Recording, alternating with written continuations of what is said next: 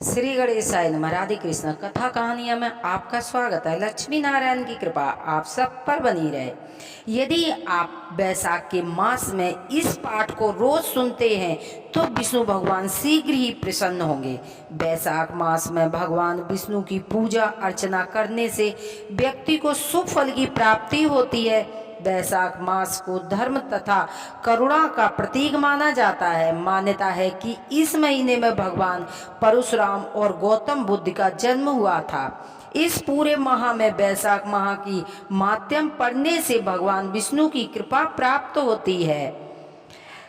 सूत जी कहते हैं, महात्मा नारद के वचन सुनकर राजश्री अम्बरीश ने विस्मित होकर कहा, मामने आप मार्गशीर्ष अगहन आदि पवित्र महीनों को छोड़कर वैशाख माह की इतनी प्रशंसा क्यों कर रहे हैं? उसी को सब मासों में श्रेष्ठ क्यों बताते हैं? यदि माधव मास सबसे श्रेष्ठ है और भगवान लक्ष्मीपति को अधिक प्रिय है तो उस समय स्नान करने का क्या विधान है? वैशाख मास में किस वस्तु का दान करना चाहिए, कौन सी तपस्या करनी चाहिए, कौन से देवता का हमें पूजन करना चाहिए? हे कृपा निधान, उस समय किए जाने वाले पुण्य कर्म का आप मुझे उपदेश दीजिए। सदगुरु के मुख से उपदेश की प्राप्ति दुर्बल होती है। उत्तम देश काल का मिलना भी बड़ा कठिन होता है। राज्य प्राप्ति आदि दूसरों को कोई भी भाव हमारे हृदय की इतनी शीतलता प्रदान नहीं करते हैं कि जितना आपका समागास। नारद जी ने कहा, राजन सुनो, मैं संसार के हित के लिए तुमसे माधव मास की विधि का वर्णन सुनाता हूँ। जैसा कि पूर्व काल में ब्रह्मा जी ने बताया था, पहले जो जीव भारतवर्ष में जन्म होना ही दुर्बल है, इससे अधिक दुर्बल वहाँ की योनियों में जन्म मनुष्य होने पर अपने अपने धर्म का पालन प्राकृत होना ही तो और भी कठिन है। उससे भी अत्यंत दुर्बल भगवान वासुदेव में भक्ति और उनके होने पर भी माधव मास में स्नान आदि का सुयोग मिलना भी बहुत ही ज्यादा कठिन है। राजेंद्र, जिस लोगों ने वैशाख मास में भली भांति के उपचारों द्वारा मधु दैत्य के मारने वाले भगवान लक्ष्मीपति का पूजन किया है तो उन्होंने अपने जन्म का फल पा लिया। भला कौन सी ऐसी चीज अत्यंत दुर्बल है जो वैशाख स्नान तथा विधि पूर्वक भगवान के पूजन से नहीं प्राप्त हो सकती है? जिन्होंने दान, होम, तप, तीर्थ में प्राण त्याग तथा संपूर्ण पापों का नाश करने वाले श्री लक्ष्मी नारायण का ध्यान नहीं किया, उन मनुष्यों का जन्म इस संसार में व्यर्थ ही समझना चाहिए। जो धन से रहते हुए भी कंजूसी करते हैं, दान आदि किए बिना ही मर जाते हैं, उनका धन ही व्यर्थ होता है। राजन, उत्तम कुल में जन्म, अच्छी मृत्यु, श्रेष्ठ भोग, सुख, सदा दान करने में अधिक प्रसन्नता, उदारता तथा उत्तम धैर्य है। यह सब कुछ भगवान श्री विष्णु की कृपा से ही प्राप्त होते हैं। महात्मा नारद के अनुग्रह से ही मनोवांछित सिद्धियां मिलती हैं। जो कार्तिक मास में तथा माधव मास को प्रिय लगने वाले वैशाख मास में स्नान से के मधुरता लक्ष्मीपति दामोदर की विशेष विधि के साथ भक्ति पूर्वक पूजा करता और अपनी भक्ति के अनुसार दान देता है, वह मनुष्य इस लोक में सुख भोगकर अंत में श्री हरि के पद को प्राप्त होता है। भूप जैसे सूर्योदय होने पर अंधकार को नष्ट कर देता है, उसी प्रकार वैशाख का महाप्रात स्नान करने से अनेक जन्मों की उपाधियों को पाप नष्ट कर देते हैं। यही बात ब्रह्मा जी ने हमें बताई थी। भगवान श्री विष्णु ने माधव मास की महिमा का विशेष प्रचार किया। अंत इस महीने में आने पर मनुष्य को पवित्र करने वाले पुण्य जल के से परिपूर्ण गंगा तीर्थ, नर्मदा तीर्थ, यमुना तीर्थ अथवा सरस्वती तीर्थ में सूर्य उदय से पहले स्नान करके भगवान मुकुंद की पूजा करनी चाहिए। इससे तपस्या का फल भोगने के पश्चात अच्छे स्वर्ग की प्राप्ति होती है। हे भगवान श्री नारायण का अनामय रोग व्याधि से रहित उन गोविंद देव की आराधना करके तुम भगवान का पद प्राप्त कर लोगे। राजन, देवाधिदेव लक्ष्मीपति पापों का नाश करने वाले हैं, उन्हें नमस्कार कर चैत्र की पूर्णिमा को इस व्रत का आरंभ हमें करना चाहिए। व्रत लेने वाला पुरुष यम नियमों का पालन करे, शक्ति के अनुसार कुछ दान दे, और भोजन करे, भूमि पर सोए, ब्रह्मचारी का पालन करे, व्रत ढूंढ पूर्वक स्थित तथा हृदय में भगवान श्री नारायण का ध्यान करते हुए कुछ आदि तपस्याओं के द्वारा शरीर को सुखाएं। इस प्रकार नियम से रहकर बैसाख की पूर्णिमा आए उस दिन मधु तथा तिल आदि का दान करें। श्रेष्ठ ब्राह्मणों को भक्त पूर्वक भोजन कराएं, उन्हें दक्षिणा सहित धन दान तथा बैसाख स्नान के व्रत में जो कुछ त्रुटि हुई हो उनकी पूर्णता के लिए ब्राह्मणों से प्रार्थना करनी चाहिए।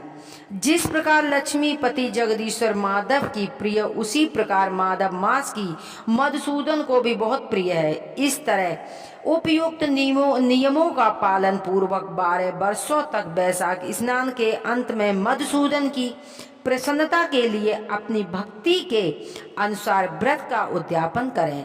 अम्बरीश पूर्व काल में ब्रह्मा जी के मुख से मैंने जो भी कुछ सुना है वह सब विख्यात बैसाख माह का माध्यम मैंने तुम्हें बता दिया है।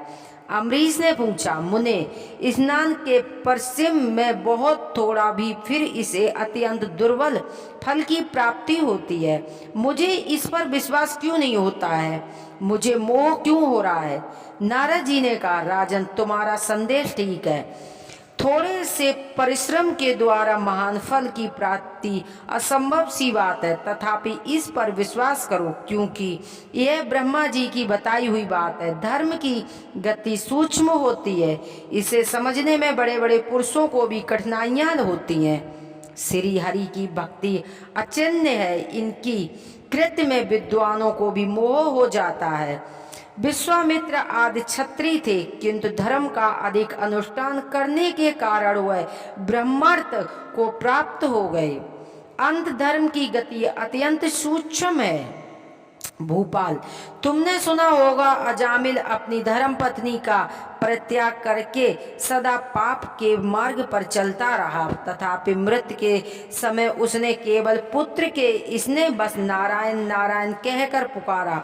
पुत्र का चिंतन करने कर नारायण नाम लिया, किंतु इतने से ही उनको अत्यंत दुर्बल पद की प्राप्ति हुई, जिसे अनिच्छा पूर्वक भी यदि आग का स्पर्श किया जाए तो वह शरीर को जलाती है, और उसी प्रकार दूसरे निमित्त से भी यदि श्री गोविंद का नामोच्चार किया जाए तो वह पाप राशि को भी भस्म कर डालता। जीव विचित्र है, जीवों की भावना भी विचित्र है, कर्म विचित्र है तथा कर्मों की शक्तियां भी विचित्र हैं। शास्त्रों में जिनका महान फल बताया गया वह कर्म महान है, फिर वह अल्प परिश्रम संध्या हो या अधिक परिश्रम सद्य छोटे सी वस्तु से भी बड़ी बड़ी वस्तु का भी नाश हो जाता है। जरा सी चिंगारी भी से बोझ के बोझ तिनके स्वाहा हो जाते हैं। जो श्री कृष्ण के भक्त होते हैं उनके अनजाने में भी किए हुए हजारों हत्याओं से युक्त भयंकर पातक तथा चोरी आदि पाप भी नष्ट हो जाते हैं। जिनके हृदय में भगवान श्री विष्णु की भक्ति है वह विद्वान पुरुष थोड़ा सा भी पुण्य कार्य करता है तो वह अच्छे फल देने वाला होता है। माधव में माधव की भक्ति आराधना करके मनुष्य अपनी मनोवांछित कामनाओं को प्राप्त लेता है, इस विषय में संदेह नहीं करना चाहिए। शास्त्रों विधि से किया जाने वाले छोटे से छोटे कर्म क्यों न हो, उनके द्वारा बड़े से बड़े पाप भी क्षय हो जाते हैं तथा उत्तम कर्म की वृद्धि होने लगती है। राजन, भाव तथा भक्त दोनों की अधिकता से फल अधिकता होती है। धर्म की गति सूक्ष्म है, वह कई प्रकार की जानी जाती है। महाराज, जो भाव से हीन से जिनके हृदय में उत्तम भाव एवं भगवान की भक्ति नहीं है वह अच्छे देश तथा काल में जाकर जीवन भर पवित्र गंगा में जल से नहाता है और दान देता रहे तो भी कभी शुद्ध नहीं हो सकता। मेरा विचार है, अंत अपने हृदय कमल में शुद्ध भाव की स्थापना करके बैसाख मास में प्रातः स्नान करने वाला व्यक्ति विशुचुक पूर्वक भक्त पूर्वक भगवान लक्ष्मीपति की पूजा करता है, उनके पुण्य का वर्णन करने की शक्ति मुझ में नहीं है। अंत भूपाल, तुम बैसाख माह के फल के विषय में विश्वास करो। छोटा सा शुभ कर्म भी सैकड़ों पापों को कर्मों को नाश करने वाला होता है। जैसे हरि नाम के भय से राशि राशि पाप नष्ट हो जाते हैं, उसी प्रकार सूर्य में मेष राशि पर स्थित होने के समय प्रातः स्नान करने से तथा तीर्थ में भगवान की स्तुति करने से भी समस्त पापों का नाश हो जाता है। जिस प्रकार गरुड़ के तेज से सांप भाग जाते हैं, उसी प्रकार प्रातः काल बैसाख स्नान करने से पाप लय कर जाते हैं। इसी निश्चय बात जो मनुष्य मेष राशि के सूर्य में, गंगा या नर्मदा के जल में नहाकर 1, 2 या 3 समय भक्ति भाव के साथ पाप प्रकाशमन नामक स्तोत्र का पाठ करता है, वह सब पापों से मुक्त होकर परम पद को प्राप्त होता है। अम्बरीश, इस प्रकार मैंने थोड़े में ही बैसाख स्नान का सारा माध्यम सुना दिया। कर्पूरी गौरम करुणावतारम संसादिसारम भुजनेन्द्रहारम सदा वसंतम हृदयारिविंदे भवम भवानी सहितं नमामि। तुमेव माता च पिता तुमेव बंधु च सखा तुमेव विद्या शरणं तुमेव शरणं मम देव देवा।